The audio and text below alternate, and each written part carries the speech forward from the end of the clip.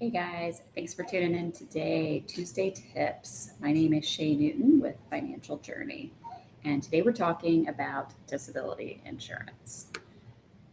So, your largest asset during your working years is your ability to earn income. So, you should definitely think about protecting that asset.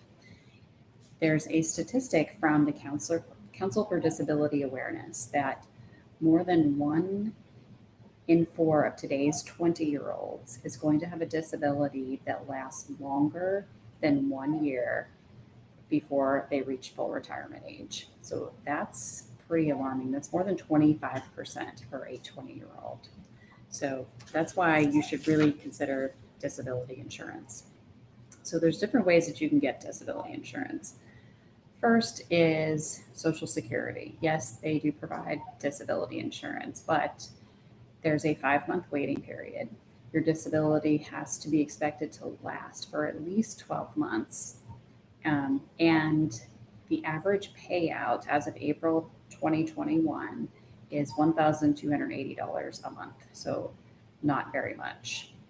So, I wouldn't rely on that. I've also heard that it's very hard to get it, even when you do meet all of those requirements and everything. So, the next place you can get it is your group plans at your job.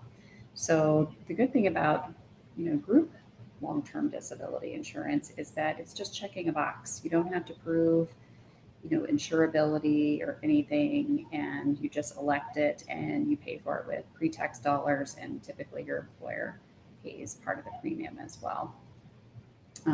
The bad thing about that is that it's not portable.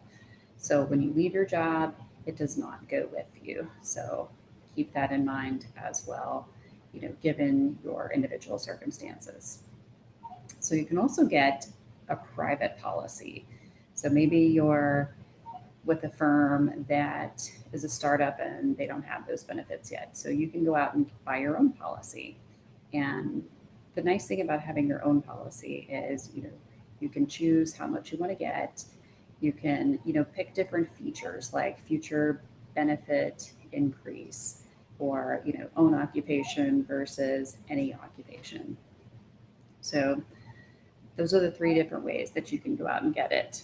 And you can only insure up to 60% of your earnings. And there's two reasons for that. One is, don't forget, when you're not working, you're not paying your employment taxes, and you're also not paying income taxes. So you don't need as much.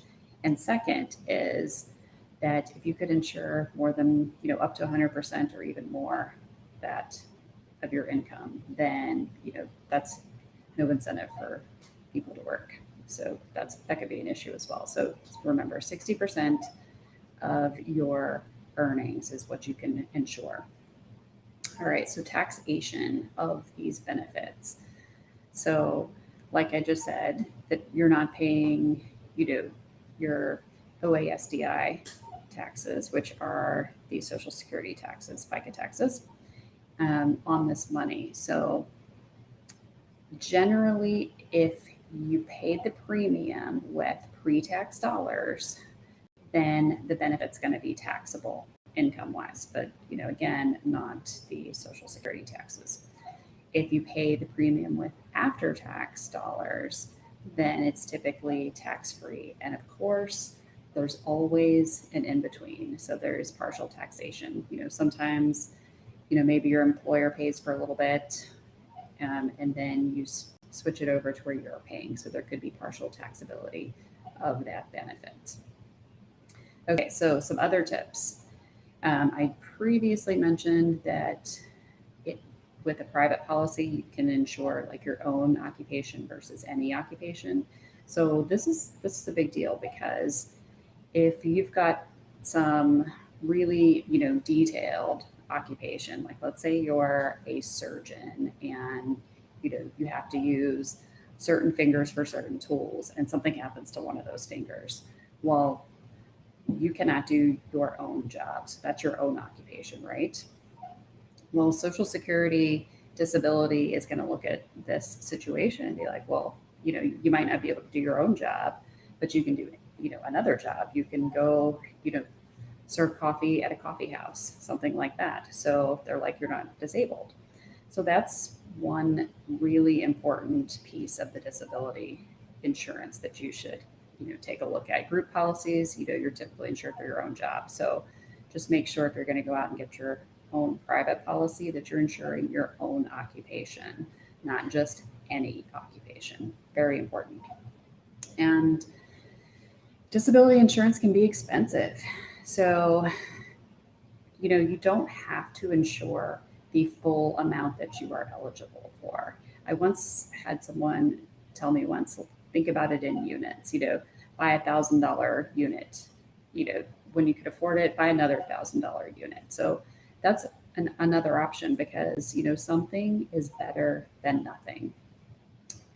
And, also your premiums don't increase with disability insurance. They stay the same, but you will need to review it because, you're going to make more money. Your situation's going to change. You can have a family, there's all different things that can go into, how much disability insurance you need and also, whether you need it or not. Hopefully your net worth is going up and you would be able to self-insure if something were to happen. But as always, every situation is different and you should consult a professional.